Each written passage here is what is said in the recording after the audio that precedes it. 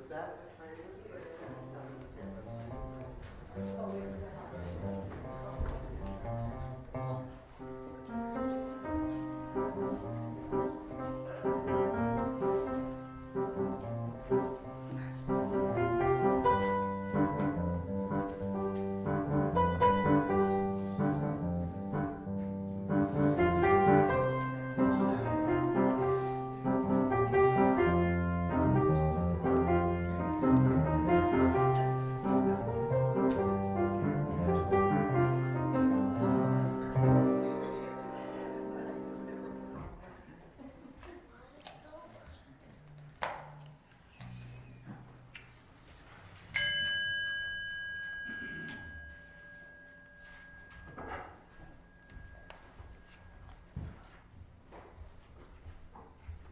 Good morning. My name is Abigail Bottome. My pronouns are she, her, and hers. I am a member of the Worship and Music Committee, and I'll be your worship associate this morning. I'm delighted to welcome you here, whether you're visiting this morning or a regular member. Please check with a greeter if you have any questions. And also, please note this lovely, that is thanks to Jan. Thanks to the string breaking. Today we acknowledge that we're located in a place that was once the Wampanoag village of Patuxent. We strive to follow their example and be faithful stewards of this sacred land. The theme for today's service is Rachel and Hagar weep for their children. Our service is recorded. Candles are shared live on Zoom with those who are not able to attend in person. They're edited out of public video streaming services and public access cable. This service, as are all our services, will be posted on our Facebook page and on YouTube. And Reverend Art today will explain to you we're actually not going to have candles today, which he'll be explaining. Our service today is presented by our minister, Reverend Arthur Lavoie. Our service is being filmed by Lydia Robertson. Today's live music will be offered by Emily Browder-Melville and Cheryl Caton. Thank you, Cheryl. Because our services vary from week to week, we suggest you visit us again to experience the variety of worship we offer. If you're a visitor, please consider signing the guest book, which is in the foyer, so you may receive our weekly e-blast. I don't think I see any visitors.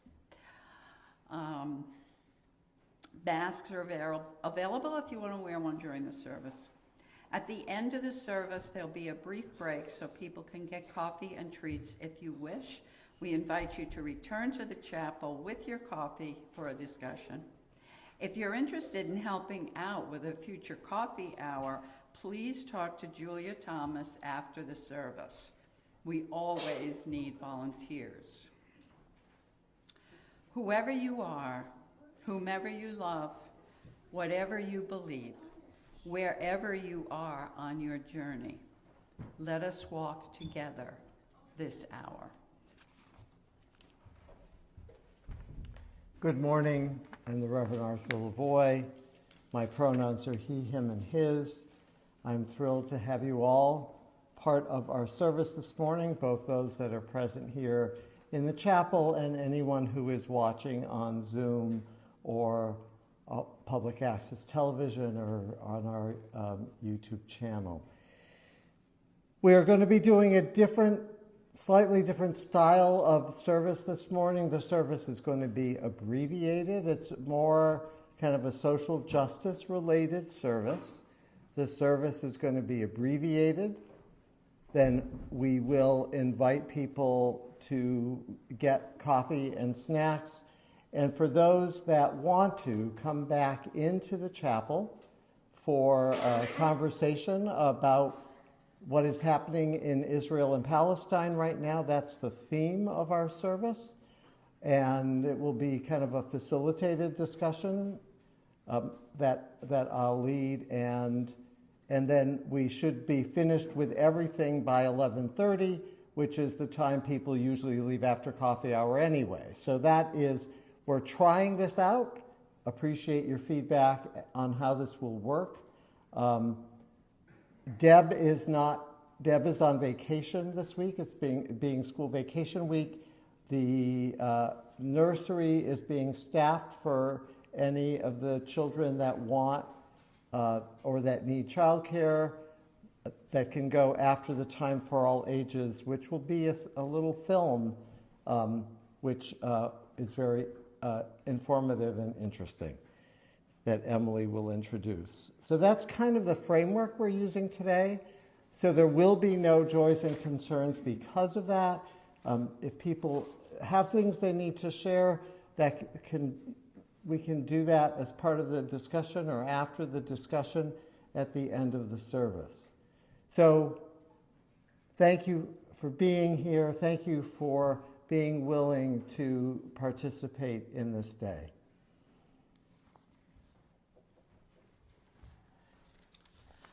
Our call to worship this morning is written by Reverend Sarah Lavoie.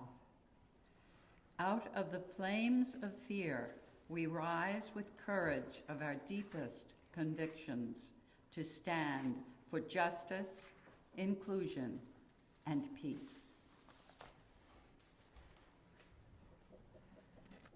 Please rise in body or in spirit and join in singing number 1054.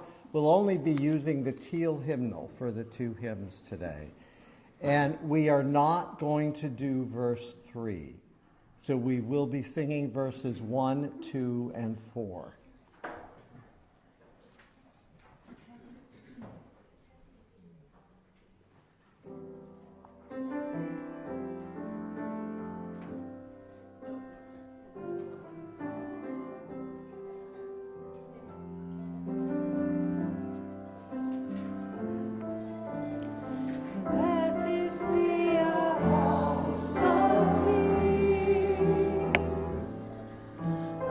Nature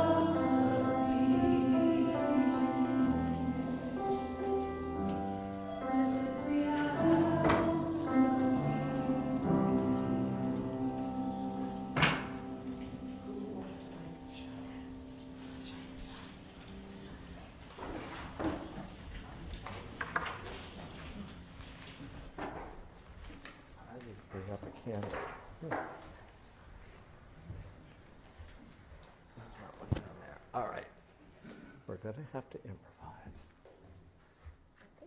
Hmm?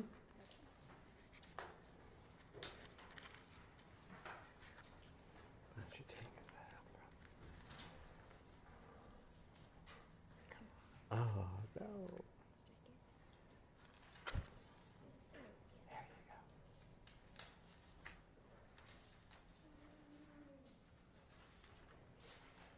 Please join in reciting the covenant. Love is the spirit of this church, and service its law. This is our great covenant, to dwell together in peace, to seek the truth in freedom, to speak the truth in love, and to help one another. Please be seated.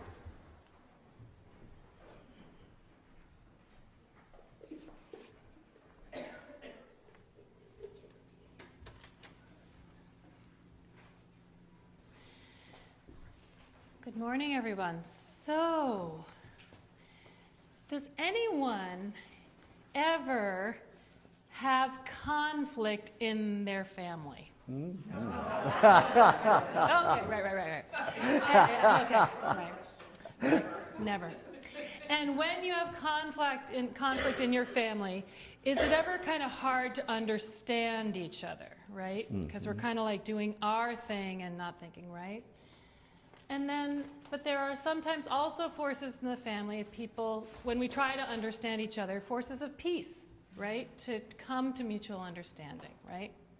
So today's what we're going to talk about later, after the kids go off to hang out together, we're going to be talking about some conflict in the human family, where between people who happen to speak different languages, and that sometimes speaking different languages can be part of not understanding each other. Now, I happened to receive a video clip via email from an old voice student of mine, a friend of mine named Mark, who lives in Israel. And Mark lives in a little village near Jerusalem, and there's he's Israeli, and there is a Palestinian village right nearby. And he had been thinking, how can I make a connection here? And he then offered to volunteer to teach English to some of the Palestinian kids. And they said, okay, we can figure out how to do that. That would be great. And then some of the Israeli kids in his village said, hey, can we join in your group?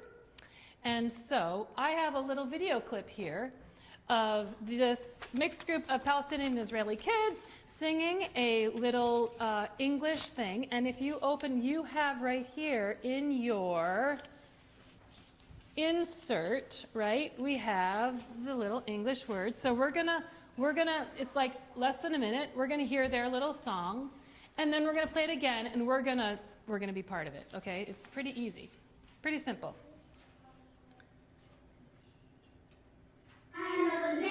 Hello there. How are you? How are you? It's so good. It's so good. To see you. To see you. We'll sing and. We'll sing and. Be happy. Be happy. That we're all here. That we're all here. Together again. Together again. There's Blue Jay. There's Blue Jay. These are their names. And Asina. And Dima. And Dima. And Rukaya, and Ziyad, and Ziyad, and Barak, that we're all here, together again. Yeah. That's awesome. So that was Mark with the little hat and the beard, okay? And you heard that they were saying their names. Did you hear that they're saying their names? So let's just echo back. Ready? Hello there. Hello there. How are you? How are you? It's so good. It's so good To see you. to see you. We'll sing and. We'll sing and Be happy. be happy That we're all here. that we're all here Together again. together again. Beautiful, beautiful. Now, I said, hey, Mark, it would be so cool if our kids here could learn that also in both Arabic and Hebrew. So he sent these words. So please echo back. Marhabten, kif chalkum, kathir minich, b'shofet kum, bidna in cheni, umabsutin, mara uchra ma'an, mara uchra ma'an. Fantastic. Now we're about to do the Hebrew, and I just want to say it's missing a little P. The very last line of the Hebrew, which is shekulanu poshuv, it's supposed to be pa'am biachad. Pa'am biachad. Okay, so shalom lachem. Shalom lachem. Ma shlochem. Ma shlochem. Tov me'od. Tov me'od. Lirot otchem. Lirot otchem. Na'ashir. Na'ashir. V'nismach. V'nismach. Shekulanu poshuv pam biachad. Shekulanu poshuv pam biachad. Thank you. And now we'll send the kids off to hang out and have fun. This little light of mine, I'm gonna let it shine. This little light of mine, I'm gonna let it shine. This little light of mine, I'm gonna let it shine. Let it shine, let it shine, let it shine.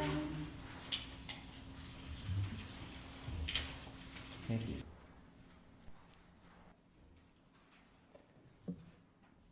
In telling the story of the Israelis and Palestinians, I think we have to begin with the Bible. I know this is an incredibly sensitive and tender issue with multiple facets and many perspectives. But it is a story we should tell, and it's an issue that we should deal with. This is a 4,000-year-old story. A family feud of love and betrayal that begins in the biblical book of Genesis. It's part of the story of Abraham, one of the earliest biblical patriarchs who is thought to be the father of Jews, Muslims, and Christians. Abraham feels called by God to leave his family and settle in a land he wasn't familiar with, and is in return promised a great nation, a multitude of descendants. The problem is that Abraham and his wife Sarah are already thought to be too old to bear children. So, as was common in those days, Sarah gives her maidservant, Hagar, to her husband. Out of that union, a son, Ishmael, is born. Then, lo and behold, Sarah finds that she is pregnant and bears a son of her own, Isaac. Isaac and Ishmael, like other young toddler boys, start playing together. They are brothers, after all. Sarah very quickly becomes jealous and asks Abraham to banish Hagar and Ishmael from the family camp. They are left to fend for themselves in a barren area and quickly run out of food and water. As often happens in biblical literature, God intervenes when things are at their lowest point. God appears to Hagar and promises that her son Ishmael will also be the father of a great nation. Jews today believe that they are descended from Abraham through Isaac. and Arabs today believe they are descended from Abraham through Ishmael, the one who was cast out into the desert. So begins a conflict between peoples, between families, that has now reignited in this war in Gaza that has cost so many innocent lives. I don't want to diminish this story in any way by calling it a kind of family feud. I do want to remind us that fights within a family system can be the most brutal and damaging, emotionally as well as physically. And this particular battle has been complicated by so many other issues over the last 4 millennia. The early followers of Jesus became a strong religious movement in the years after his death. This created another kind of conflict, one for the soul of Judaism, between those who did and did not believe that Jesus was the long-awaited Messiah. This conflict infused biblical writings so that Jews have been blamed throughout history for killing Christ and have been driven from their homes and brutally and mercilessly slaughtered. The strong anti-Semitism that exists today stems from this other ancient feud between Jews and early Christians.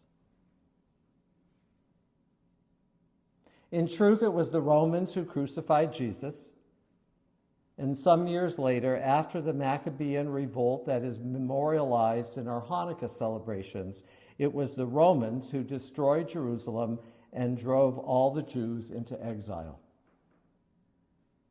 Non-Jewish Semitic peoples took over the area, and after the dawn of Islam, made Jerusalem into an Islamic holy city. The famous dome on the Rock Mosque, pictured on the cover of your order of service, is built upon the ruins of the great Jewish temple. The western wall of that old temple, also known as the Wailing Wall, is also pictured in that image, which symbolizes some of this ancient conflict for a land held sacred by so many different people. Some of the roots of Western Islamophobia can be symbolized by the Crusades, where men throughout Europe tried to conquer the Holy Land and claim it for Christians, not for Jews or other Arabs. It was Western powers, including the United States, that agreed to create a homeland for the Jewish people after the ravages of the Holocaust. Many Palestinians were forced to leave a land they called home to make room for Jewish settlers who also have an ancient claim to that same piece of land. So those of us in the European community, our hands have also been involved in creating the horrors we find ourselves in the midst of today. Here's another story. Laura Blumenfeld craved revenge. Some days it was all she could think about. Her father, David, an American rabbi, had been shot while visiting Jerusalem. It was not a serious wound, and David recovered. But Laura felt violated. The only relief she felt was when she contemplated and planned the revenge she would take on Omar Khatib, her father's assailant. Laura was a journalist who worked for the Washington Post. She shares this story in a 2002 book called Revenge, A Story of Hope. She and her husband spend the year after their marriage living in Israel. She does some investigative work and learns that Omar is in prison. She seeks out his family. She tells them that she is a reporter, that she is writing a book, and that she wants to know their story. She never tells them that she is the daughter of the man Omar shot, or that she is plotting some way to avenge the shooting of her father. She starts writing letters to Omar that are smuggled to him in prison. In her obsession, she wants to know why he did it. She wants desperately for him to say that he is sorry. Many of the letters Omar writes back to her are filled with political rhetoric about the conflict between Palestinians and Jews. He says that what he did was not personal, that it was a necessary outcome of what he called the occupation of Palestinian lands by Israel. He also writes, though, of the many questions he has on what is going on in the Middle East. In the letters, he claims that violence is not a part of his nature and says that he doesn't want to hurt anyone again. As she and Omar correspond, as she gets to know the Khatib family, she begins to change. Her need, her obsession with vengeance begins to soften as these people become more real to her. And she especially wants them to know her. She wants her father to have a human face, to be real to them as well, and not just some Jew that got in the way of the Palestinian quest for liberation. There's an upcoming court hearing to determine if Omar can be paroled because of his deteriorating health in the damp, crowded prison. And she decides to accompany the family. She insists on addressing the court and faces the three-judge panel to speak in favor of Omar's release. To the shock of everyone present, she announces that she is the daughter of Omar's victim. She then turns to face Omar. She locks eyes with him. In a hard and unforgiving voice, she says, "And you promised me you would never hurt anyone again."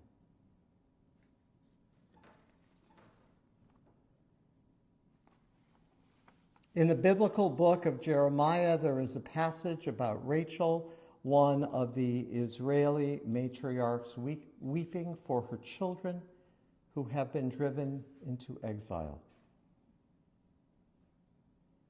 The Bible, though, does not mention how Hagar, the matriarch of the Arab people, must also be weeping for all that has been done throughout the ages to her children.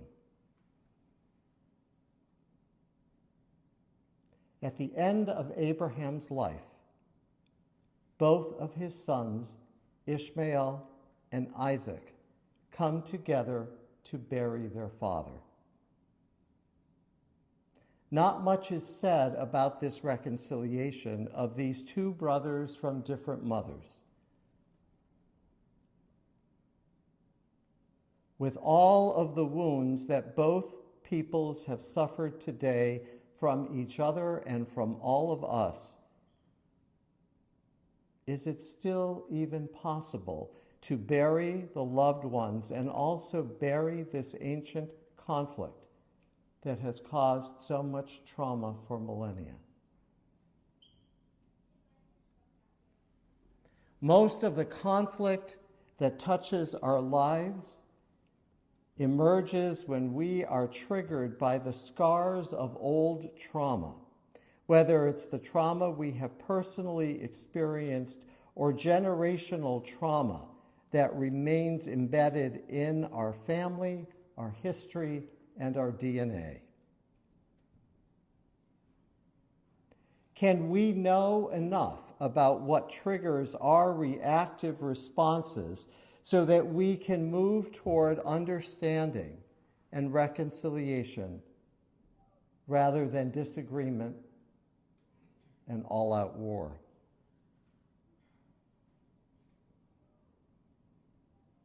Laura Blumenfeld took her need for vengeance into a discovery about the family of Omar Khatib, the man who shot her father. Getting to know them opened her hardened heart to understanding and reconciliation. How can we assist in bringing people together, healing all of our wounds, and rebuilding the ancient ties that have always bound all of us together? Those are questions for our conversation later. Amen. Peace and blessed be.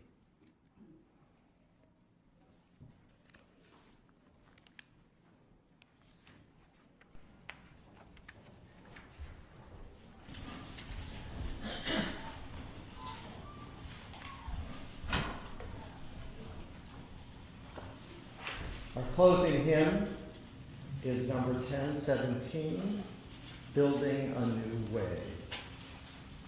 Please rise in body or in spirit and join us. Sunglasses and everything, cool.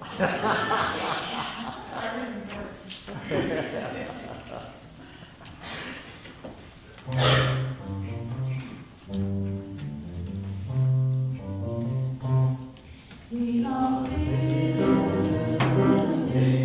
a new way. We are building a new way.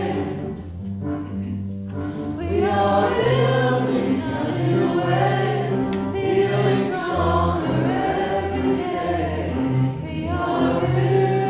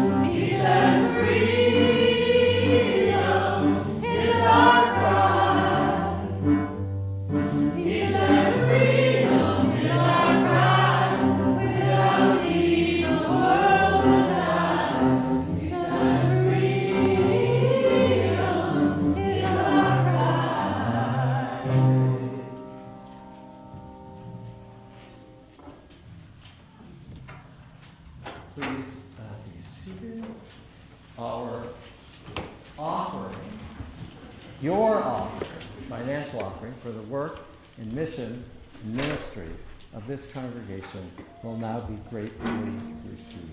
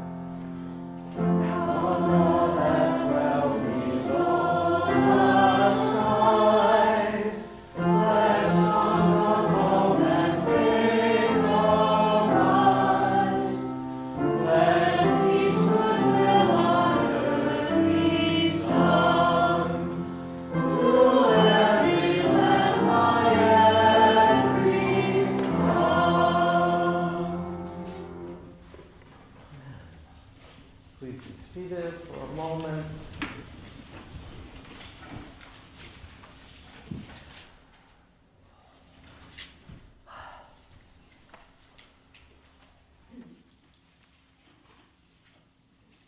In our call to worship, Sarah Lavoie writes, "Out of the flames of fear, we rise with courage and our deepest convictions to stand for justice, inclusion, and peace." And I think the most important phrase in that is the first one, out of the flames of fear.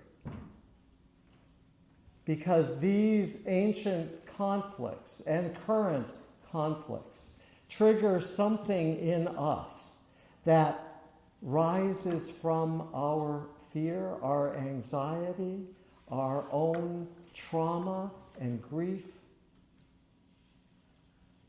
Can we rise like a phoenix out of the ashes of those flames? Can we rise with courage and our deepest convictions to stand for justice, inclusion,